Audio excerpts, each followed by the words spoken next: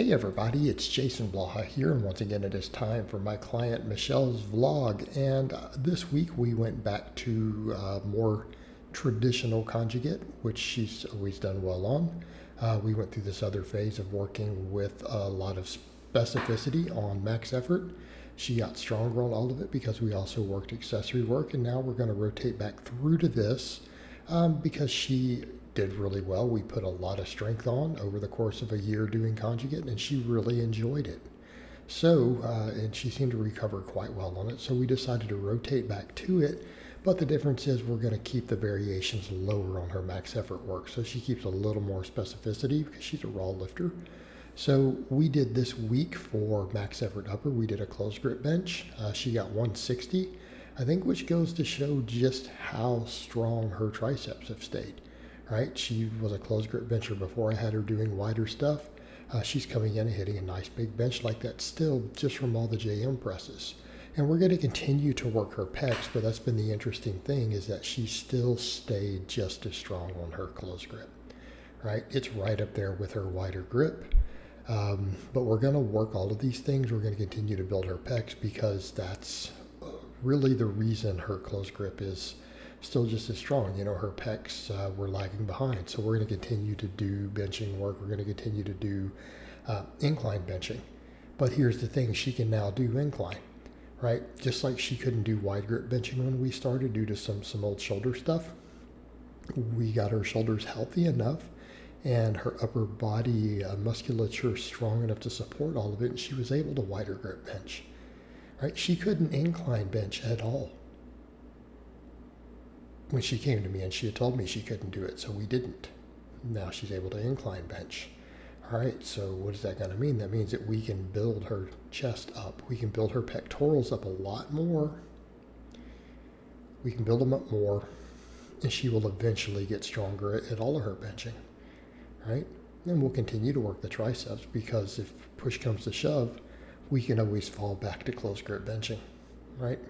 Just keep getting her triceps stronger. All right, for other supplemental work, what are we doing here? We're obviously doing incline bench. We're doing barbell rows.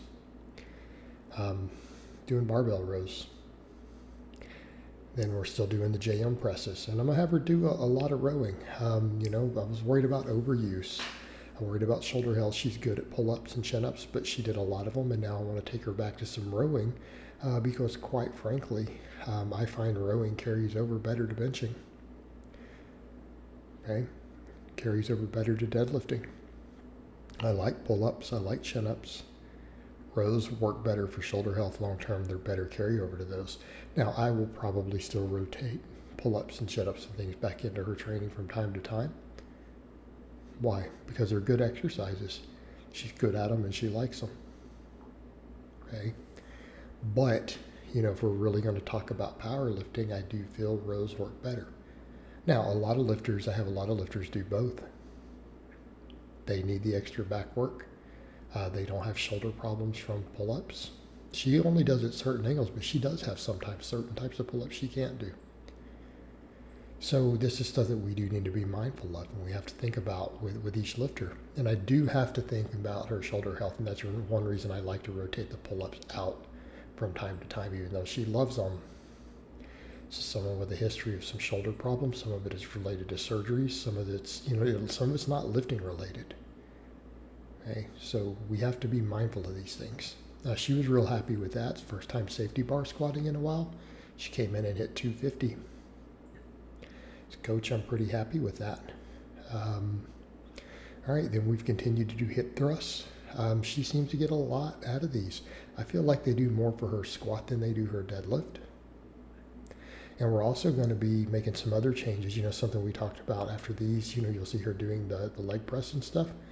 I don't like the leg press slide she uses. It's something I told her, I don't like that slide. I don't like the inability to get wide. And even when she does one leg, you know, if she puts it on the edge of the slide, the slide doesn't flow properly.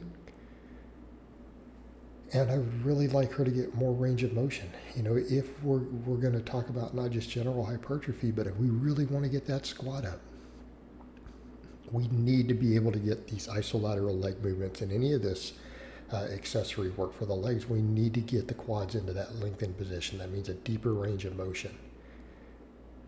And we've certainly gained some leg muscle, and it certainly improved her squat doing this, but not to the degree that I would like. I just don't like this slide. And she otherwise is at a great gym. I mean, the fact that she's got specialty bars, she's got bands, reverse hyper, a glute ham raise. This gym is way, way above average. Okay, so I don't want to go, oh, this leg press makes this gym terrible. Because no, she's actually at a really good gym. The equipment that she's got access to there is better than 95% of the gyms that are out there for sure. I think that's a fair assessment. Put this gym in the top 5%. But look at the problem with this leg press, the narrowness of it. Notice her range of motion. We're getting some size out of it. Is it optimal? Is it optimal for an advanced lifter who's trying to get to the world level?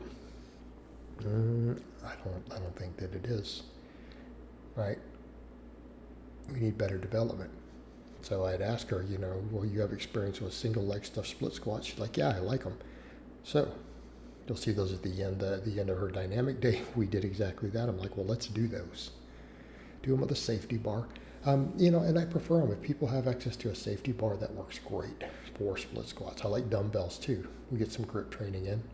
I'm not always a fan of a normal power bar, only because, again, it puts the shoulders, we have to really crank those shoulders up to do it, and it's all that fatigue on the shoulders, for a lot of volume. Well, I don't like that for someone with a history of shoulder problems. She's got a safety bar. Again, we come back over to, there's some real perks at this gym she's at. That's why I can't complain about the leg press, because you got to look at that and go, man, she's got access to some really good equipment here. Some really good equipment. Like that leg press is really the only beef. That, and she lost her deadlift bar. Well, that's okay. We'll make it work. I always told her, it's like, look, we'll get strong on a power bar, So what, you don't have a deadlift bar, get ready for comps. But if you can pull it on a power bar, you can pull it on a deadlift bar. Deadlift bar is slightly easier, right? So I'm wanting to talk, my best pull ever on camera was on a power bar, not a deadlift bar, but I digress. Then, of course, we do her glute ham raises, we do reverse hypers. Then we go over to the dynamic days. A lot of the work is the same. And to keep for the sake of brevity, I'm not going to put all of her dynamic accessory work up. We did speed bench. She does 3 sets wide, 3 sets medium, 3 sets close. We do heavy speed work for her. Why? She has the recovery for it. She's a power lifter, not a combat sport athlete. Now, my fighters, I like lighter speed work, right? Because I care about their speed strength more. We need a little more specificity for a power lifter. So what do I mean? We run stuff like 50% bar weight, 25% bands of your max. So, if your max is 400 pounds, that's 200 pounds of bar weight, 100 pounds of band tension.